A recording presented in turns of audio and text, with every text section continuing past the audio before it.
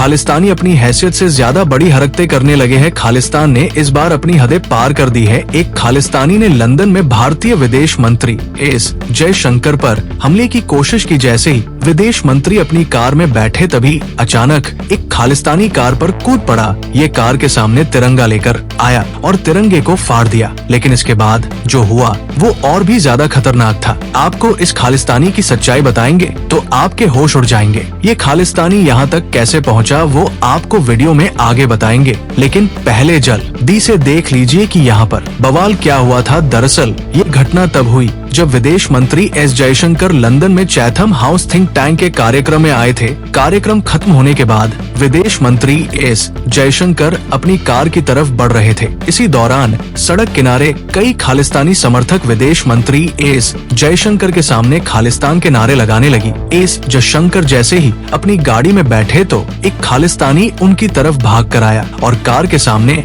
नारेबाजी करते हुए तिरंगे को फाड़ दिया। ये वो गद्दार है जो भारत के पासपोर्ट पर ही ब्रिटेन आया होगा, लेकिन अब ब्रिटेन में आकर भारत को ही गालियां दे रहा है, भारतीय नेताओं पर हमले की कोशिश कर रहा है, तिरंगे का अपमान कर रहा है। बहरहाल इस पूरे विवाद में एक होश उड़ा देने वाली चीज दिखी है। वीडियो देखने पर साफ लग रहा है कि ये सब कुछ पहले से ही प्लान था। कुछ एक्सपर्ट्स का कहना है कि इस पूरे खेल में पुलिस की भी मिली भगत दिख रही है। सबसे पहले देखिए कि जिन लोगों के हाथों में खालिस्तान का झंडा था वो बैरिकेड के पीछे खड़े थे, मगर जिस खालिस्तानी के हाथ में तिरंगा था वो बैरिकेड छोड़कर सड़क पर कैसे आ गया। इस खालिस्तानी के सामने सिर्फ 3 पुलिस वाले थे, वो भी दूर दूर खड़े थे। यानी इसे जयशंकर के पास जाने के लिए पूरी जगह दी गई थी। देखिए किस तरह से ये आराम से पुलिस वालों के सामने से ही जयशंकर की गाड़ी की तरफ कूद पड़ा। पुलिस वाले अपनी ड्यूटी पर इतने सुस्त और उदास दिखे मानो इन्हें महीनों से सैलरी न मिली हो। ये पुलिस वाले खालिस्तानी को रोक तक नहीं पाए। खालिस्तानी बड़े ही